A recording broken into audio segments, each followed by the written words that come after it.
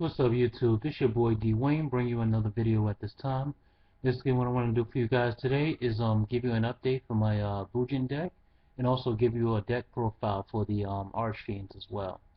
Also, I want to talk to you about the new cards that are coming out in the Legacy of Valiant deck. Basically give you my opinion on some of the cards and how good or bad that they are. Alright, so I'm going to start with the update first, then profile, and then the legacy of value. Alright, so let's get right into it. Alright, first we have, as part of the update, two Bujin Mikazuchis, of course. You guys already know his effect. When a Beast Warrior monster you control is destroyed by battle or card effect sent to the graveyard, you can special summon this card from your hand. Once per turn during your end phase, a bujin monster was sent from your hand to the graveyard this turn. While you control this face-up card, you can add one bujin spell or trap card from your deck to your hand. You can only control one of him, of course. Very good, solid first effect. Who basically keeps your field presence up. If you use your Yamato or any of your exceeds or stuff like that, you still get a 19 beater from your hand onto the field. And of course he's Beast Warrior, so he still has access to all the other effects of Crane and Quillin and Centipede and stuff like that. So basically he's very close second to Yamato, of course. Alright, so that's him. Second, we have two Bujinki Crows. Bujinki Crows is basically the magic cylinder of the deck. Alright, so when the Beast Warrior Bujin monster you control is targeted for attack by your opponent's monster, you send this card from your hand to the graveyard, negate the attack, and if you do, inflict damage to your opponent equal to half the monster's attack. You can only use this effect once per turn. So basically it's a nice watered down magic cylinder effect, which is great because Catastor tends to run rampant a lot, and Crow can't stop Catastor because the effect activates before damage steps. So this will be good to stop Catastor from attacking you and killing your light monsters. So that's Crow. Two Centipede. Basically your spell and trap removal, of course. When he's in the graveyard and you control a Beast Warrior Bujin, of course, remove this, destroy one spell or trap on the field. Alright? Very great cards too. Two Vivid Knights. Some little bit more protection for your Beast Warriors, of course, because when exactly one light Beast Warrior is targeted either for attack or for a card effect, you can remove that monster from play until your next standby phase and special summon this card from your hand. So if he manages to survive for the turn, you get your Yamato or your Mikazuchi back, and then you can go for a rank 4 play from there. So good piece of protection for them. Last but not least for the update, we have one Kaketsuchi.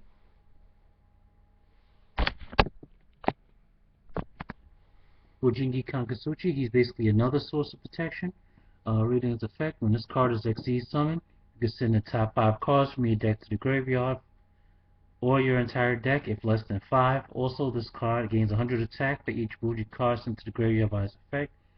The Bujin Beast Warrior type monster you control will be destroyed by battle or by card effect. You can attach one material from this card instead of destroying one of those monsters. You can only control one of him, of course.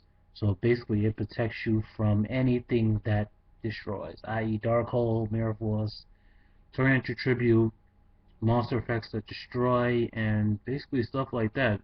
And that extra power boost helps, because when you're dumping to the graveyard, you can possibly dump your turtles, Quillins, centipedes, and stuff like that to get their added effects added onto that as well. So it's just protection all the way around. That's basically what this deck is: protection, protection, protection. So great.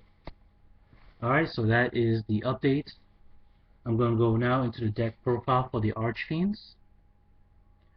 First we have 3 Archfiend Emperor, First Lord of Horror. Basically the big boy of the deck, of course. Level 8, 3000, 2000 defense. Firstly, you can normally summon this card without tribute, but his attack and defense become half. summon this way. It is destroyed during the end phase if it was normal summoned that way. And you cannot special summon any monster except for Fiend type. Once per turn, you can banish one archfiend card from your hand or graveyard to target one card of the field and destroy that target.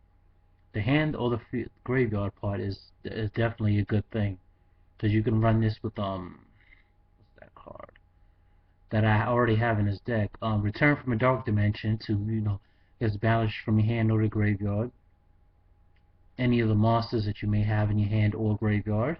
Pop a card, activate that card, special summon that banished monster to your field, and push for game or for heavy damage from there. So this is a great card, combo card to chain into it. Fact is, it pops a card on the field, so it doesn't matter what it pops. Also, it could be a monster or an archfiend spell or trap card. So that makes it even more versatile than it already is. So great card for the big boy of the deck.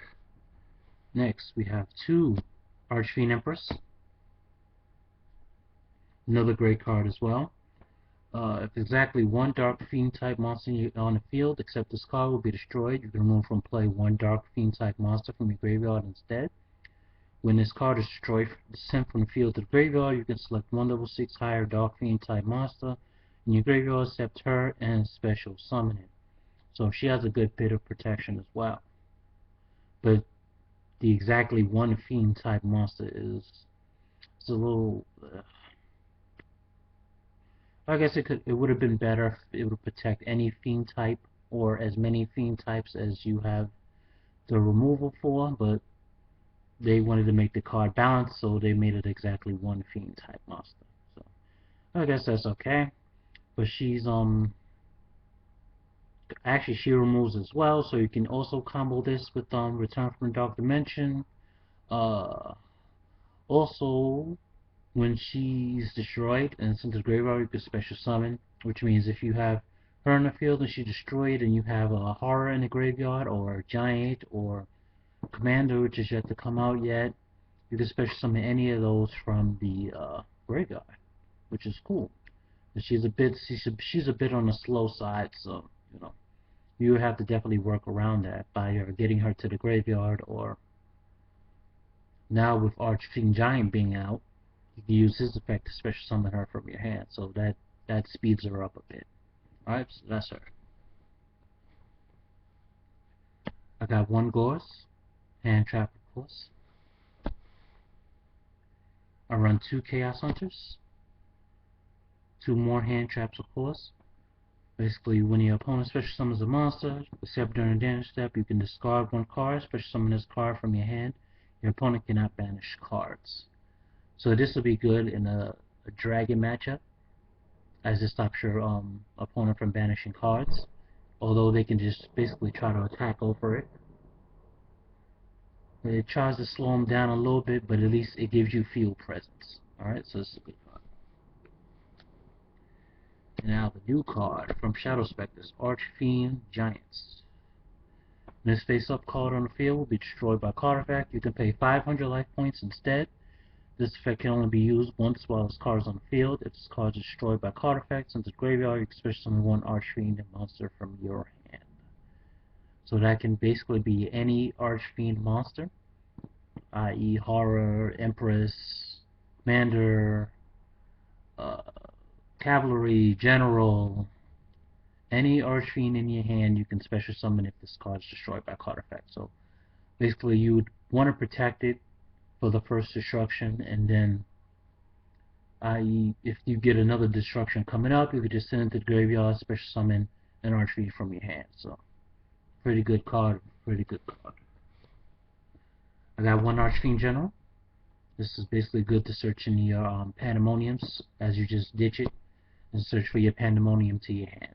Alright. 3 Archfiend Cavalries.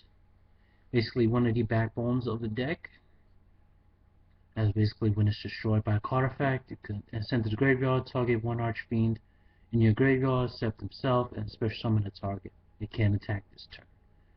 So basically this and Commander, if you have a Empress or a Horror or a Giant in the graveyard, special summon, and basically set up your field presence. This is basically what this card does, help set up field presence. So it's good to have this at 3.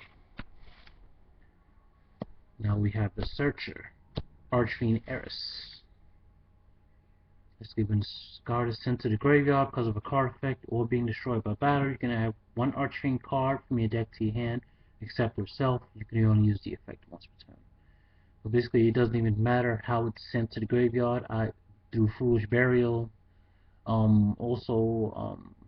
Zenmane's effect can send her to the graveyard and set her effect off. Destroyed by battle, of course. Do a Commander's effect to destroy her. Basically, it doesn't matter. You're gonna get your searches off regardless. So that's why she's so essential for the deck to set up your combo pieces and stuff. So great.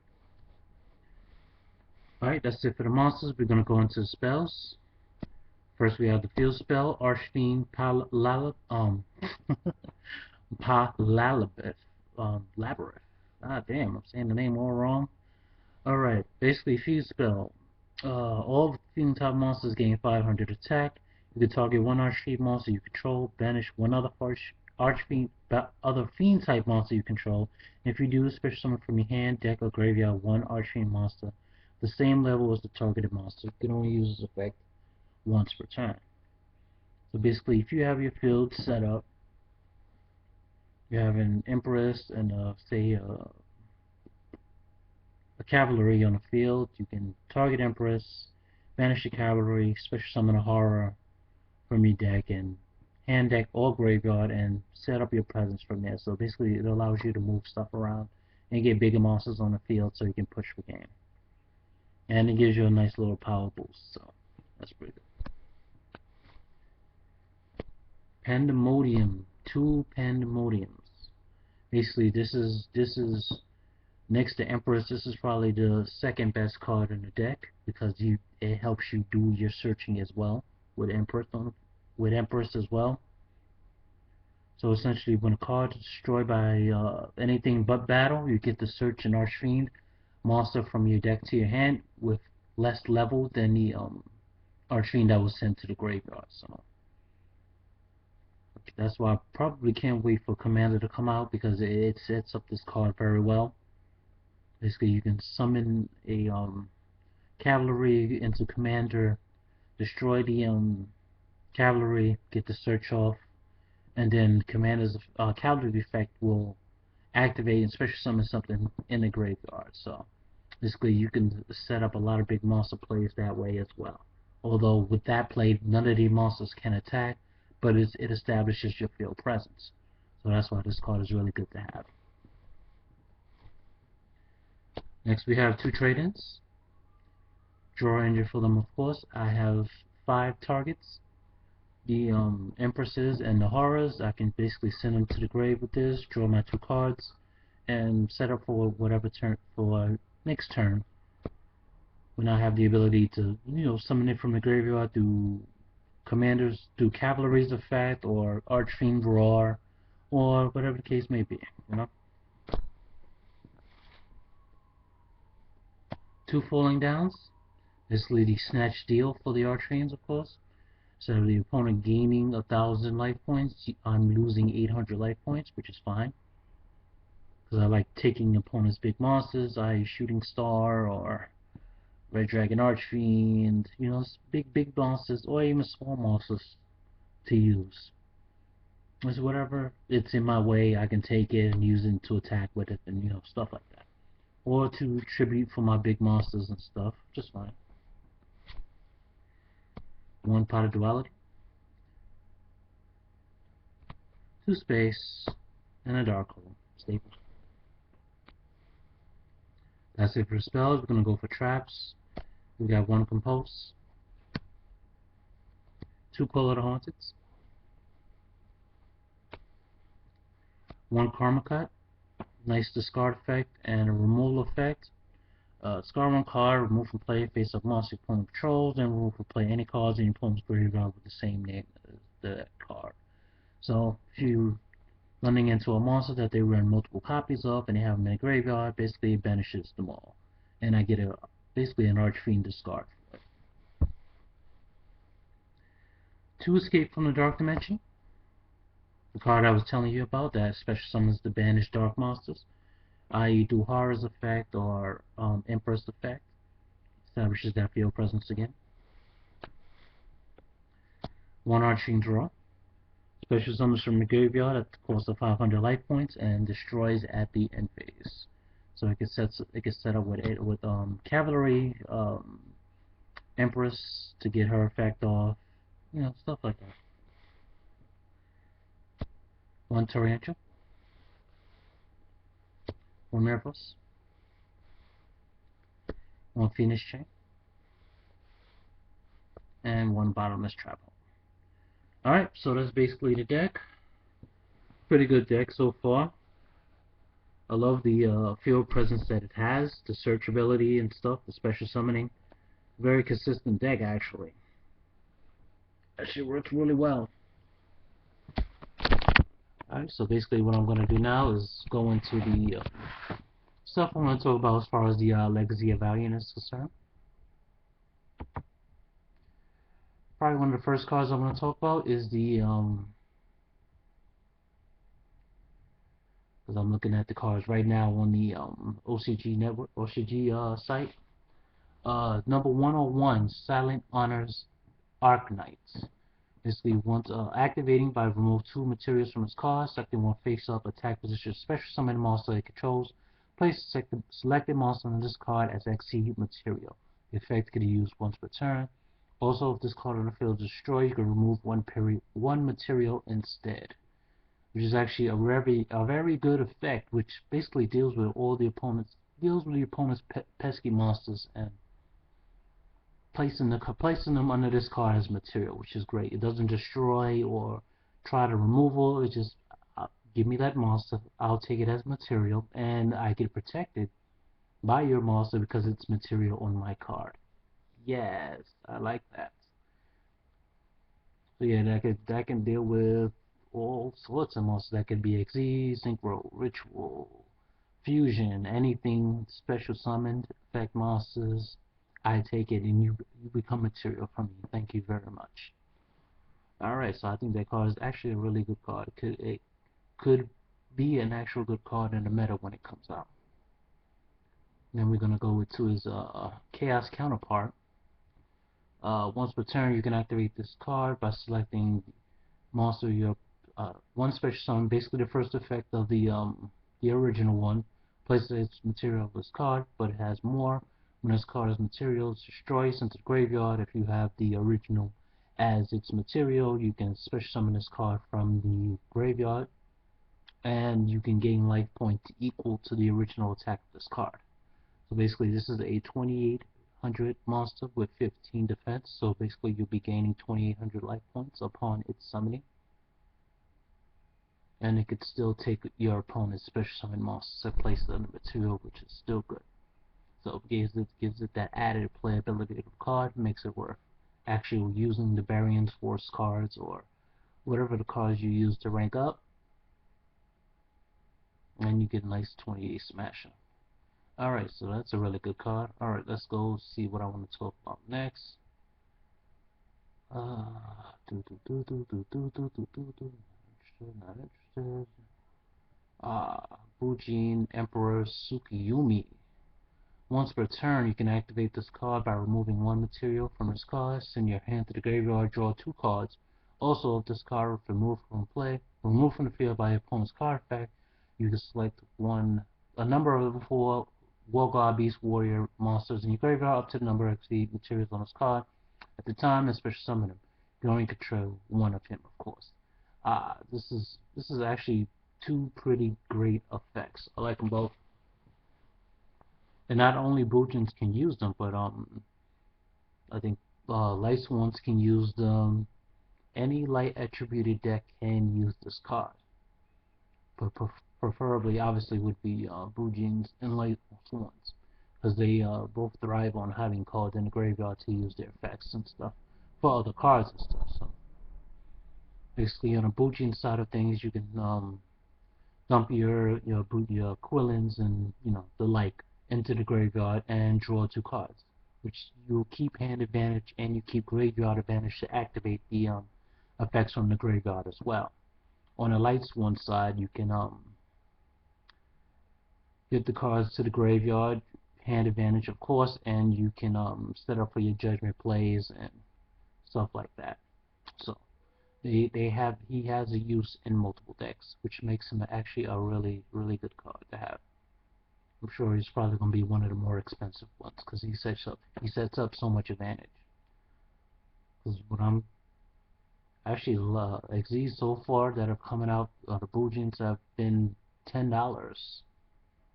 Sano and Kagazuchi have both been $10 when it came out. So this may be a little bit more expensive, as the effect of the card gives so much advantage. So who knows what prices they're gonna have when it comes out. Alright, so that's that. Pretty good.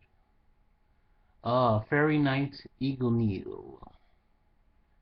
3 level 6 monsters. Once per turn, you can activate this effect by removing 2 materials from this card. Return all cards in the field to the owner's hands. Your opponent can activate magic, trap, or effect monster's effect in response to the activation of this effect.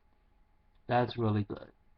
Really good effect. But the 3 level 6 is actually a pretty steep cost.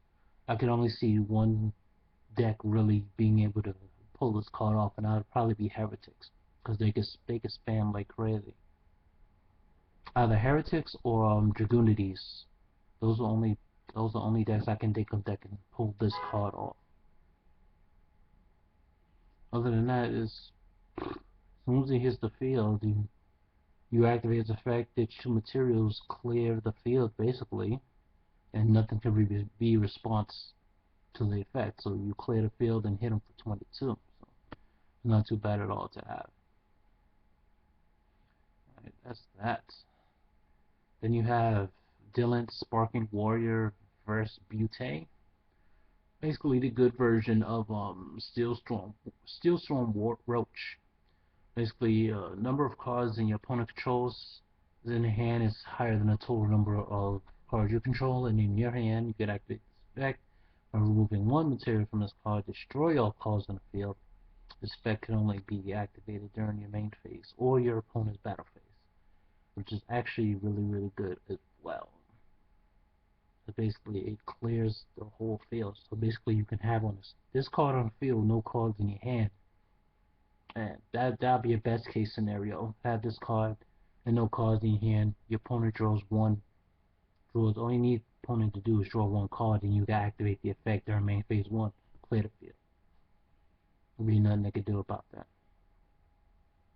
Unless they have, unlike Ignil's effect, unless they have a response to it.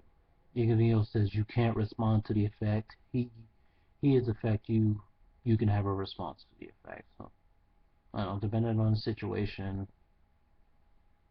But most likely you'll be using this card's effect rather than Ignil's, as it's a steeper cost to actually use the monster. So I would say Visibret would be a better card than Ignil because of the ease of summoning. Basically, it wouldn't be anything else, because once you get it out, the effect actually of Ignil is better than Visibret, but the summoning of Visibret is better than Ignil. So it all depends. It all depends on the type of deck you're playing. So if you're playing like I said, the Heretics and the Dragoonides, you would use this card. Or if you're playing just rank 4 spam, you can use Visibret as a better option to use. So it all depends. Alright, so those are those 2. Actually, I was excited about this one, Downward Magician, which requires 2 level 4 spellcaster type monsters. I was actually looking forward to a spellcaster card that only required 2 level 4s, because the ones that we have require 2 level 7 spellcasters, another one requiring 2 level 5s, another one required 3 level 4s, and one more requiring 2 level 1s. So this is the first one that has 2 level 4 spellcaster monsters. But unfortunately the effect is rather disappointing, but I'll read it out anyway.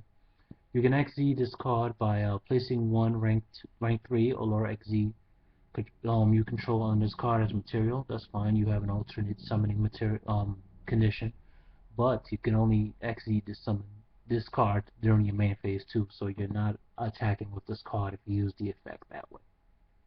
Alright, this card gains 200 attack for each XZ material it has. So basically it's going to come on as a 25 beater when this card attacks, and basically you get piercing damage, but you have to remove one material from this card after damage calculation when this card's battled. So you attack and pierce something, and then you lose a material for it, which brings its attack down. Okay, I don't know. I've always been a good lover of spellcasters, but this is, I don't know, I think it's rather disappointing. And it can be, it's okay, but it's not as good as I guess I would want it to be. I guess I really don't know. I guess I would have to actually play the card and see how it works in order to get a feel for it. But as first looks at the card, or rather first impressions, I don't know, it doesn't seem all that good to me. But I guess that goes,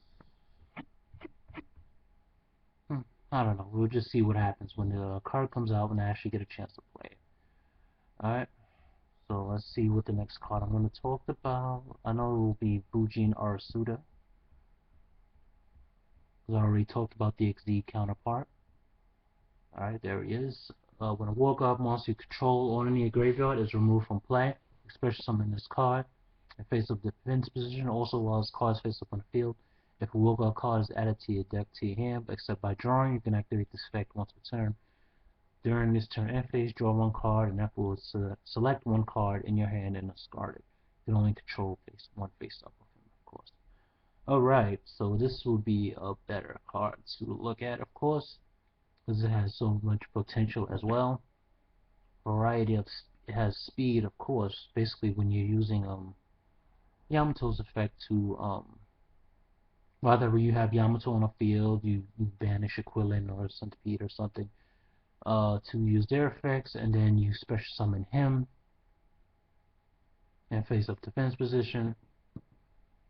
And while he's face up on the field during the end phase, you can draw one card, and rather actually the effects actually work at the same time. So if you have him and Yamato on the field, Yamato will add to the hand and discard, then his effect will allow you to draw one card and then send one to the graveyard. So they both work well at the same time. So he's basically a good combo card for them. Good combo card. A lot of moving around going on with those two effects going off. It's the same thing with Yamato and Mikazuchi. So basically they all work together at the same time. So basically if you have all three at the same time, three different effects are going off, you're getting a lot of searches and drawing and stuff like that. So it's actually a really nice addition to them as far as addition is concerned. So decent stats, 16 and 19, so he's not going to be an attacker like the Mikazuchi Yamato. He's going to be a defender. So the same thing with his XZ counterpart. It has 18 attack and 23 defense. So it's not going to be an attacker, it's going to be a defender. But at the same time, it still has access to Crow and Crane's effect, so you can still attack with them if you want, activate the Crane's effect, and still get over monsters and stuff. So actually, overall a good card. I was listening to Andrew Pickens talk about Arasuda. He indicated that he didn't like it very much, but my opinion is I think it's an overall good card. It'll be a nice addition to him. But you have to structure your deck around it, because you may run one, possibly more than one, and he's going to come with pieces as well, since his deck list isn't actually completed for Legacy of the Valiant. So we'll see what happens. Alright, so that's basically it. All the cards I wanted to talk about, not really any more of the other cards in the pack I'm really interested in at the moment. So basically just wanted to give you my overall view.